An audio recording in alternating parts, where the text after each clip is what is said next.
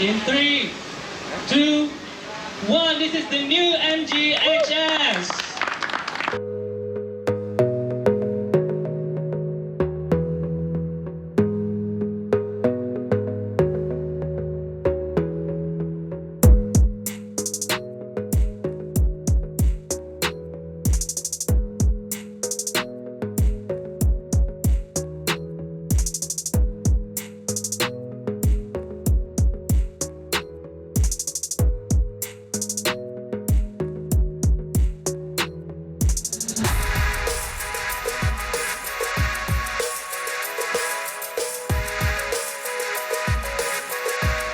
Teman-teman, selamat datang di channel Grid Auto. Betul sekali, saya sekarang sedang berada di Bali. Kelihatan tempatnya lumayan membuai mata.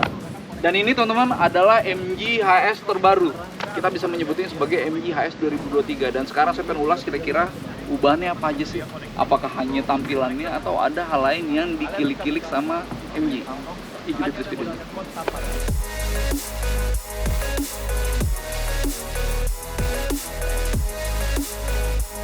Bahannya kita mulai dari eksterior teman-teman. Ini ada headlamp yang full LED. Ini sekarang dengan desain baru. Lalu kemudian grillnya. Wah, ini kalau dilihat-lihat teman-teman, buat saya ini jadi mengingatkan sama mobil-mobilnya Aston Martin. Kalau sebelumnya MG itu mirip dengan Mazda, yang sekarang dengan desain grillnya, dengan desain headlampnya jadi seperti Aston. Ya nggak? Kemudian eksterior masih di bagian fascia teman-teman. Di sini dengan vertikal semnya. MG menyebutnya dengan side edge. Dan buat saya ini adalah racikan yang ngebuat dia terlihat lebih segar. Karena fascia bagian muka yang diubah. Lalu masih di eksterior, velg dengan desain rotating tomahawk MG menyebutnya. Dan di dalamnya ada kaliper berwarna merah. Ya, merah. Jadi terlihat lebih dinamis, lebih racy. Kemudian di bagian belakang teman-teman, top lamp atau tail light-nya ini bentuknya mungkin sama, tapi dalamnya ini beda nih. Ini full LED 3D tail light. Dalamnya kelihatan lebih keren nih. Juga exhaust-nya double exhaust. Buat saya ini bisa memberikan rasa sporty yang lebih oke. Oke lah. Interior ya teman-teman. Mungkin inget dulu MG HS dominannya warna merah. Sekarang berubah. Semua MG HS menggunakan jok atau interior berwarna hitam, kecuali yang eksterior berwarna putih itu memakai jok dengan kombinasi antara putih dengan biru dongker. Tapi buat saya dengan warna hitam ini ngebuat dia terasa lebih elegan. Oke lah. Lalu saya perlu masuk dulu. Ubahan berikutnya adalah soal panel instrumen. Tetap dengan 12-an inci, lalu head unit tetap dengan 10-an inci, tapi desainnya baru teman-teman. Yang sebelumnya masih ada analog, yang sekarang full digital. Lebih enak dilihat. Kemudian di head unit, navigasinya sekarang lebih detail, jadi lebih memudahkan bagi pengemudi untuk mencari jalan. Oke lah.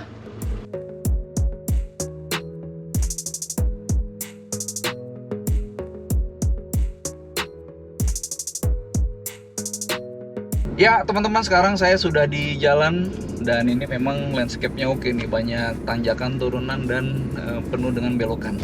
Ini jadi secara teknis adalah mobil yang relatif mirip teman-teman, meskipun tadi saya udah sampein kalau tampilannya itu lumayan berbeda secara signifikan, terutama di fascia, di headlamp, di grill gitu ya. Tapi secara technical product itu banyak yang mirip. Set suspensinya bukan mirip tapi sama. Kemudian sasisnya pun juga jelas sama karena ini hanya facelift. Lalu mesinnya itu juga sama, formatnya 1,5 liter 1500 cc atau persisnya 1490 cc, tapi turbo. Jadi lumayan oke lah untuk torsi dan tenaganya. Torsinya itu dapat 250 Nm, yang mana itu sebenarnya nggak impresif sih. Setara dengan yang ada di Wuling Almas yang RS 1.5 turbo. Tapi kalau soal tenaga teman-teman, ini dapat di 160 dk. Dan itu lebih besar dibanding Almas RS, dibanding DFSK Glory iAuto. Jadi kita bisa berharap powernya itu bisa memberikan kecekatan yang oke ketika misal cruising di kecepatan tinggi, nyalip tiba-tiba gitu misalnya, atau nanjak beban penuh, jadi tenaganya lumayan. Tapi kalau dibanding 1.5 turbonya Jepang, aka Honda CR-V gitu yang udah 190-an dk gitu, ya memang ini inferior. Cuma untuk sebuah medium SUV di kelas ini dia jelas nggak buruk. Setidaknya udah lebih baik dari Wuling Almas yang RS. Yang RS ya, bukan yang hybrid. Oke. Yang diubah oleh MG terhadap technical dari HS adalah soal transmisi, teman-teman. Dia sama. Oh, no problem. Sebentar dulu teman-teman ini. Oke. Transmisinya tetap dengan dual clutch 7 speed. Cuma yang sebelumnya itu kopling kering, yang ini kopling basah. Dan MG mengatakan kepada teman-teman jurnalis bahwa ekspektasinya adalah supaya lebih halus. Dan hasilnya seperti apa? Oke, mungkin saya ngerasanya bahwa ini sedikit lebih halus dari transmisi HS yang sebelumnya. Tapi kalau dibanding sama kopling hidraulis kayak misalnya di CX-5 atau bahkan CVT yang ada di CR-V atau di Wuling Almas, jelas ini nggak bisa menandingi kehalusan transmisi itu sih. Dual clutch mungkin teman-teman juga tahu ya, bakatnya kan memang dia oke ketika shifting, tapi ketika di kecepatan rendah, start gitu misalnya, atau pas nanjak gitu misalnya, dia memang kayak agak kewalahan sih untuk bisa memberikan kehalusan, mentransmisikan tenaga dari mesin ke roda. Jadi ekspektasinya seperti itu. Dia mungkin akan menyenangkan ketika berhadapan dengan jalan berkelok, pas nyetir dengan penuh adrenalin gitu ya. Tapi ketika merayap, stop and go gitu, dia nggak akan bisa sehalus yang lain gitu. Lalu soal handling teman-teman, ini dari pertama saya nyoba MG HS, saya udah bisa memahami bahwa ini mobil adalah sporty karakternya, dan tetap dengan handling, set suspensi, sasis yang cenderung rigid gitu ya, dia bisa memberikan kecekatan ketika kita bermanuver, pindah jalur, belok di kecepatan tinggi gitu ya. Dia memang ajak nih, kita bisa pede bermanuver dengan mobil ini. Tapi kalau teman-teman adalah orang yang ekspektasinya soal kenyamanan, pengen dapat suspensi yang empuk, saya rasa dia nggak bisa memberikan itu. Jadi teman-teman akan lebih mudah mendapatkan keasikan dari dia bergerak, bermanuver, ketimbang dari dia menahan guncangan, kira-kira gitulah. Gitu, ini masih sebuah MG HS yang kita kenal sebelumnya. Ini kita buka dulu sunroof panoramiknya. Jadi memang ini juga ikut memberikan rasa berkendara yang beda ya.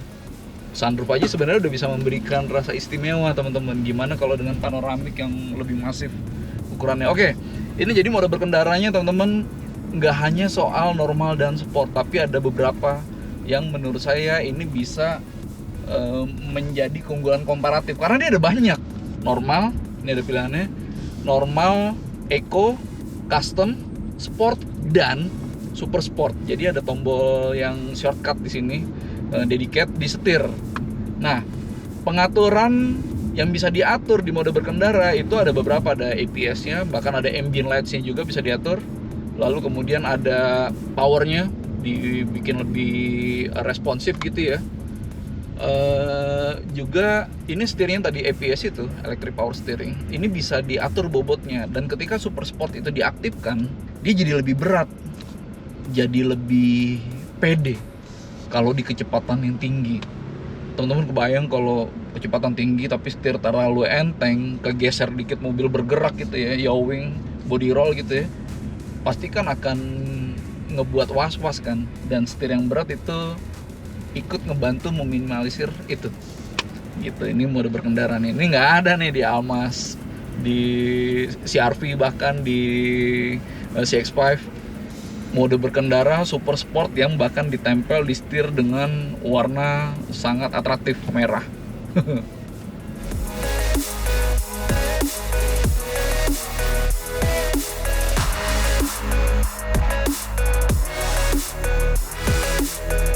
teman-teman, sekarang kita sampai pada akhir ulasannya. Kalau ditanya perubahan yang signifikan apa enggak, menurut saya karena yang diubah oleh MG adalah fascia ya, grillnya, headlampnya, itu ngebuat dia terlihat lebih segar.